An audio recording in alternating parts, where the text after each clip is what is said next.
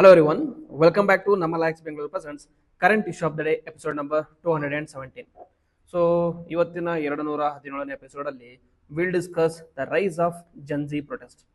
So recent ಆಗಿ Gen Z protest ಇನ್ ನೇಪಾಲ್ ಅಂತ ಒಂದು ವಿಡಿಯೋ ಮಾಡಿದ್ದೆ. ಅದಾದ್ಮೇಲೆ ಜನ್ಜಿ ಪ್ರೊಟೆಸ್ಟ್ ಇನ್ ಮೊರೊಕ್ಕೋ ಅಂತ ವಿಡಿಯೋ ಮಾಡಿದ್ದೆ.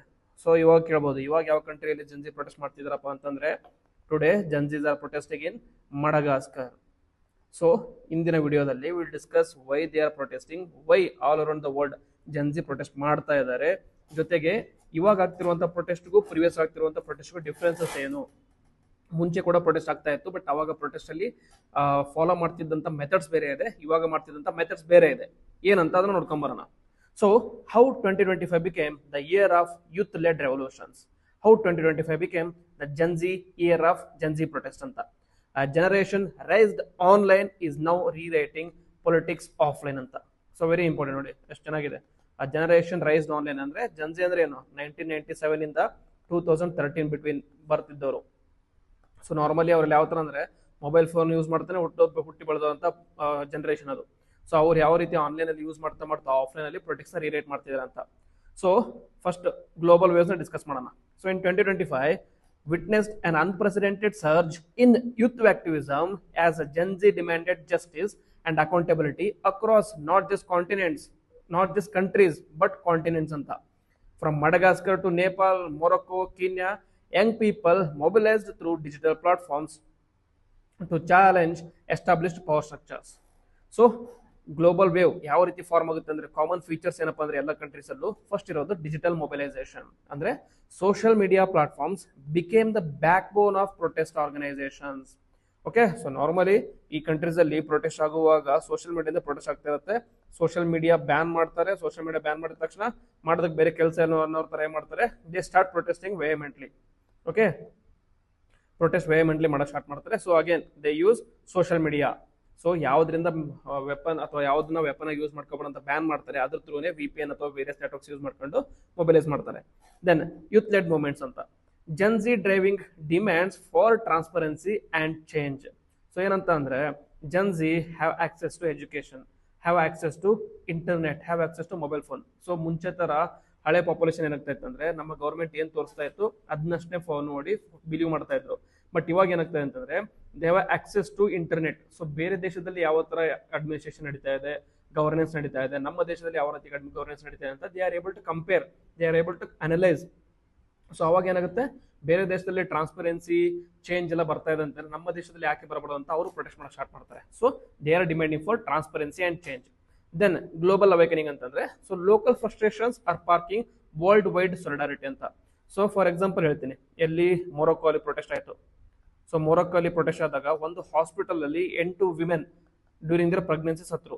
Okay, during their pregnancy they died because of like facilities ಇದ್ದಿಲ್ಲ.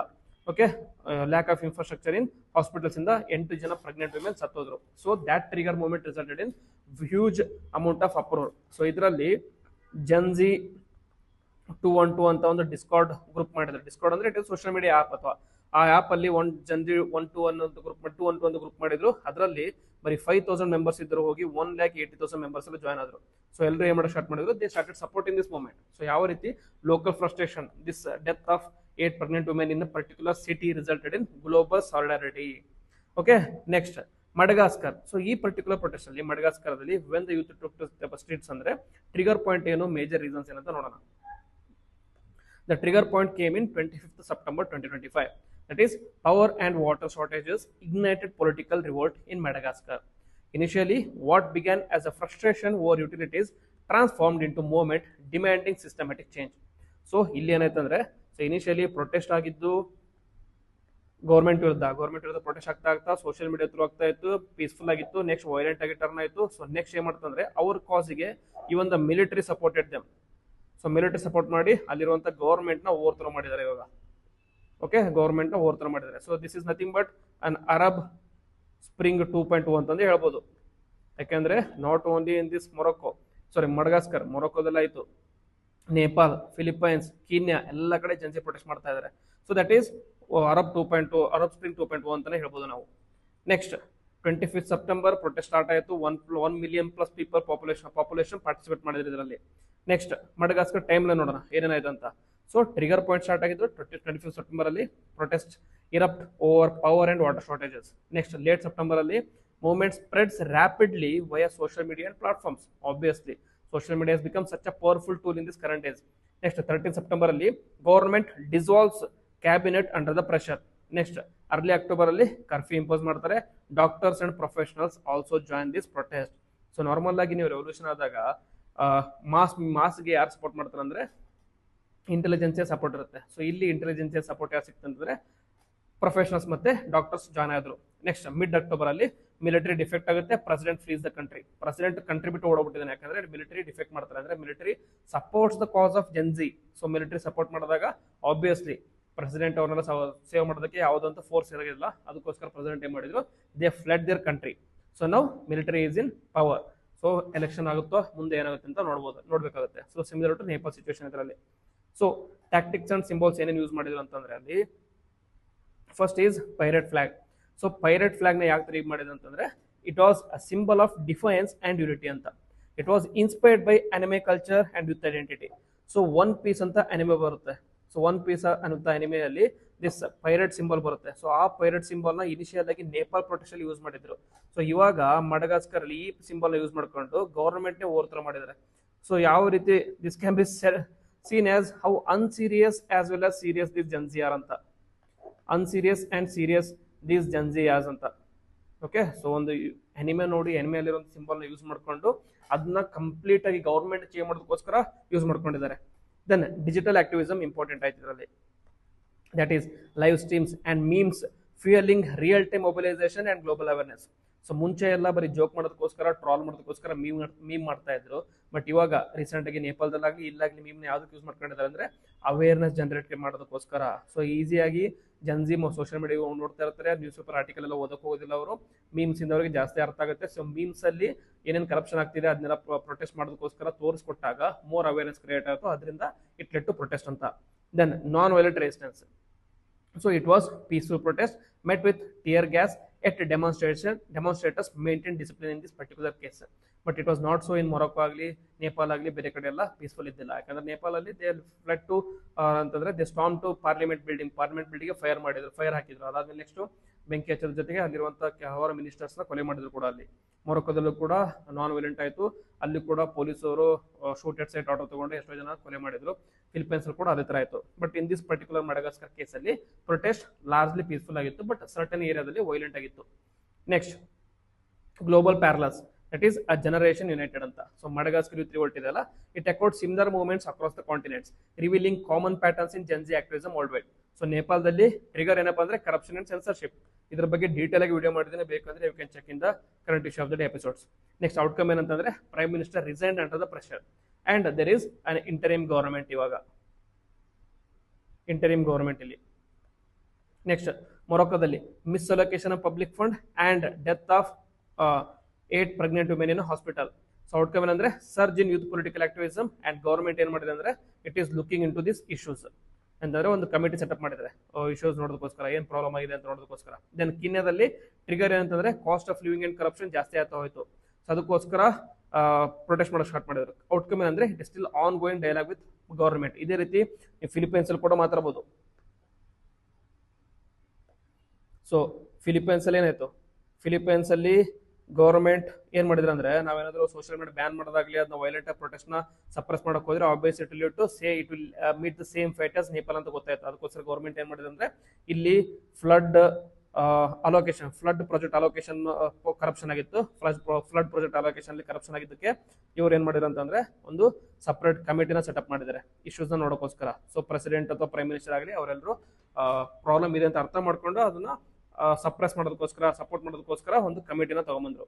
ಓಕೆ, ಫಿಲಿಪೈನ್ಸ್ ಅಲ್ಲಿ ಇದಾಯ್ತು. ಇಂಡೋನೇಷ್ಯಾದಲ್ಲೂ ಕೂಡ ಇದೇ ರೀತಿ ಮಾಡಿದರೆ. ಸೊ ಎಲ್ಲಿ ಗವರ್ಮೆಂಟ್ ಸ್ಪಂದಿಸಿದೆ ಅಂದ್ರೆ ಎಲ್ಲಿ government grievances of the citizens ಅರ್ಥ ಮಾಡ್ಕೊಂಡಿದೆ ಅಲ್ಲಿ ಗವರ್ಮೆಂಟ್ ಉಳ್ಕೊಂಡಿದೆ. ಎಲ್ಲಿ ಗವರ್ಮೆಂಟ್ ಅರ್ಥ ಮಾಡ್ಕೊಳ್ಳದೆ ಸಪ್ರೆಸ್ ಮಾಡೋ ಟ್ರೈ ಮಾಡಿದೆ ಅಲ್ಲಿ ಗವರ್ಮೆಂಟ್ ಹಾಳಾಗಿ ಬೇರೆ ಗವರ್ಮೆಂಟ್ ಬಂದಿದೆ. ನೆಕ್ಸ್ಟ್ ಕಾಮನ್ ಥ್ರೆಡ್ಸ್ ಏನಪ್ಪ ಅಂತಂದ್ರೆ for example Madagascar youth role 3 ದೇಶದಲ್ಲೂ ಮಡಗಾಸ್ಕರ್, ನೇಪಾಲ್, ಮೊರೊಕ್ಕೋ, ಫಿಲಿಪೈನ್ಸ್ ಎಲ್ಲದರಲ್ಲೂ ಯೂತ್ ರೋಲ್ ಸೆಂಟ್ರಲ್ ಆಗಿತ್ತು. ಡಿಜಿಟಲ್ ಪ್ಲಾಟ್ಫಾರ್ಮ್ ಮೇಜರ್ ಆಗಿ ಫೇಸ್ಬುಕ್ ಮಡಗಾಸ್ಕರ್ ಅಲ್ಲಿ, ನೇಪಾಳದಲ್ಲಿ ಸೋಷಿಯಲ್ ಮೀಡಿಯಾ, ಮೊರೊಕ್ಕೋದಲ್ಲಿ social media, but mainly Discord. Symbolism ಅಂತಂದ್ರೆ ಪೈರೇಟ್ ಫ್ಲಾಗ್, ಇದರಲ್ಲಿ okay boomer and okay boomer ಅಂತ. ನೆಕ್ಸ್ಟ್ ಔಟ್ಕಮ್ ಅಂದ್ರೆ president ousted, prime minister resigned and awareness create ಆಯ್ತು ಮೊರೊಕ್ಕೋದಲ್ಲಿ. Okay, so these movements share remarkable similarities. ಏನಪ್ಪಾ similarity ಅಂದ್ರೆ youth led organisation ಅಂದ್ರೆ ಯುವಜನ ಸಮಿತಿಗಳು, and digital mobilisation, online through mobilisation ಮಾಡೋದು. Next generational symbolism. Next and tangible political impact ಅಂತ. Generational symbolism ಅಂದ್ರೆ how protest are changing from the past generation to current Gen Z. Okay, Gen Z next ಬರೋದು ಯಾರು? Gen alpha. ಅವ್ರು ಇನ್ನು ಯಾವ ತರ ಮಾಡ್ತಾರೆ ಅಂತ ವೇಟ್ ಮಾಡೋಕ್ಕಾಗುತ್ತೆ. ಅವ್ರು ಇನ್ನು ಯಾವ ರೀತಿ ಅಂತ ಮೊಬಿಲೈಸೇಷನ್ ಮಾಡ್ತಾರೆ, ಅವ್ರು ಏನೇನು ಮಾಡ್ತಾರೆ ಅಂತ. Next, so the digital revolution ಯಾವ ತರ ಸಿಗ್ನಿಫಿಕೆಂಟ್ ಆಗಿದೆ ಅಂತಂದ್ರೆ ಇದರಲ್ಲಿ ಮೇಜರ್ ಫೀಚರ್ಸ್ ಏನಪ್ಪಾ ಅಂದ್ರೆ social media is the backbone. That is platforms became the primary tool for organising and mobilising protest. Obviously Gen Z major ಆಗಿ ಟೈಮ್ ಸ್ಪೆಂಡ್ ಮಾಡೋದು ಯಾವ್ದ್ರಲ್ಲಿ? ಒಂದು ಸೋಷಿಯಲ್ ಮೀಡಿಯಾ ಅಥವಾ ಗೇಮಿಂಗ್ ಅಲ್ಲಿ, gaming or social media. So ಅವ್ರಿಗೆ awareness create ಮಾಡೋದಕ್ಕೆ most suitable media ಯಾವುದು? That is social media. Normally ಅವ್ರು ನ್ಯೂಸ್ ಪೇಪರ್ ಓದೋದಾಗಲಿ, ನ್ಯೂಸ್ ಕೇಳೋದಾಗಲಿ ತುಂಬಾ ರೇರ್. ಸೊ ಅದಕ್ಕೋಸ್ಕರ best suitable source for news ಆಗಲಿ ಅವೇರ್ನೆಸ್ ಯಾವುದವರಿಗೆ? ಸೋಷಿಯಲ್ ಮೀಡಿಯಾ ಅಥವಾ gaming. Then memes and live streams. So youth led digital content bypassing traditional media censorship. So normal ಆಗಿ ಈ ರೀತಿ ಅಂತ ಮೆಸೇಜ್ ನ ಕೊಡ್ಬೇಕಂತ ನೀವು ಮೇನ್ ಸ್ಟ್ರೀಮ್ ಮೀಡಿಯಾದಲ್ಲಿ ಹೋದ್ರೆ ಅದನ್ನ ಸೆನ್ಸರ್ಶಿಪ್ ಮಾಡ್ಬಿಡ್ತಾರೆ.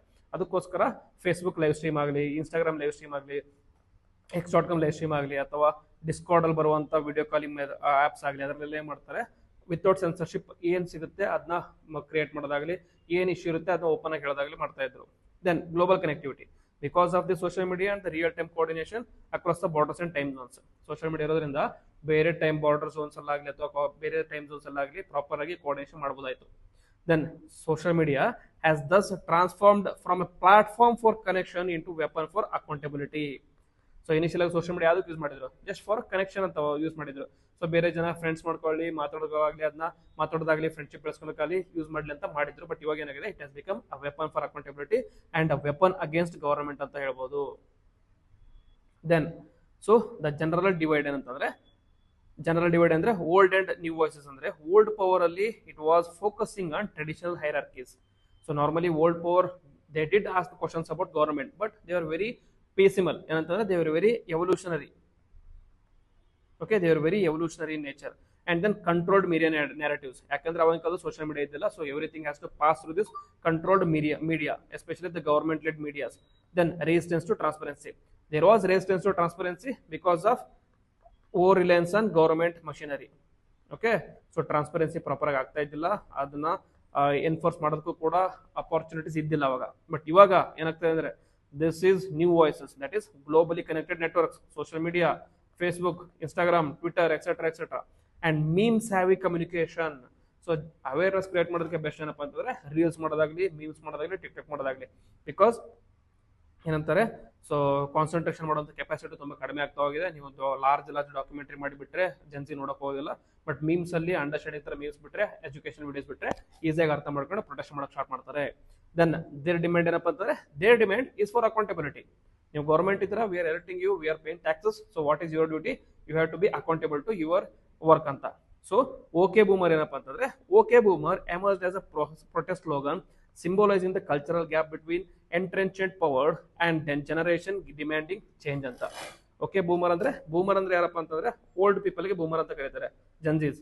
Okay, so the old elder generations ಗೆ ಬೂಮರ್ ಅಂತ ಕರೀತಾರೆ. ಸೊ ಬೂಮರ್ಸ್ ಅಥವಾ ಓಲ್ಡ್ ಪೀಪಲ್ ಏನಾದ್ರು ಜನ್ಜಿಗೆ ಬುದ್ಧಿವಾದ ಹೇಳಕ್ ಬಂದ್ರೆ ಅಂದ್ರೆ ಅವ್ರು ಸಿಂಪಲ್ ಆಗಿ ಇಷ್ಟೇ ಒಂದು ಡೈಲಾಗ್, ಓಕೆ ಬೂಮರ್ ಅಂತ ಹೇಳಿ ಕೈ ಬಿಡ್ತಿದ್ರು ಅವರು, ಓಕೆ ಬೂಮರ್ ಅಂತ.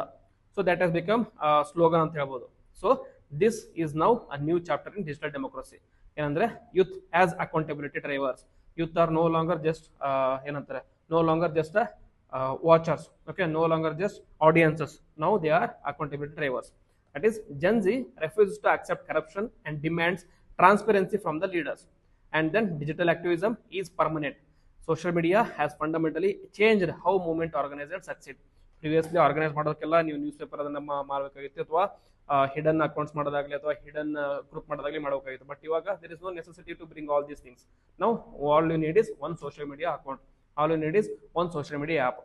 Next, generational politics reshaping the governance ಅಂತ. That is traditional power structures must adapt to youth led or youth driven demands. ಮುಂಚೆ ಏನಂತಂದ್ರೆ ಟ್ರೆಡಿಷನಲ್ ಗೌರ್ಮೆಂಟ್ ಏನಂತಂದ್ರೆ ಯಾವ ರೀತಿ ಅವರು ಸರ್ವಿಸ್ ಕೊಡ್ತಾರೆ ಆ ಸರ್ವಿಸ್ಗೆ ನಾವು ಅಕ್ಸೆಪ್ಟ್ ಮಾಡ್ಕೊಂಡ್ಬಿಡ್ತಿದ್ವಿ. So whatever the service they are providing we use to accept it as right only. But ನಾವು ಏನಂತಂದ್ರೆ they have access to various awareness. So awareness create ಆದಾಗ they are not accepting the services as it is. They are accepting services only when it is timely, only when it is standard, only when it is of good quality. Okay, so that is why they are creating or reshaping the governance. Then global trend of youth participation andre 2025 marks the beginning of sustained youth political engagement worldwide. So Gen Z is not just a generation of consumers, it is a generation of change makers. So this 2025 protest mark a new chapter in digital democracy.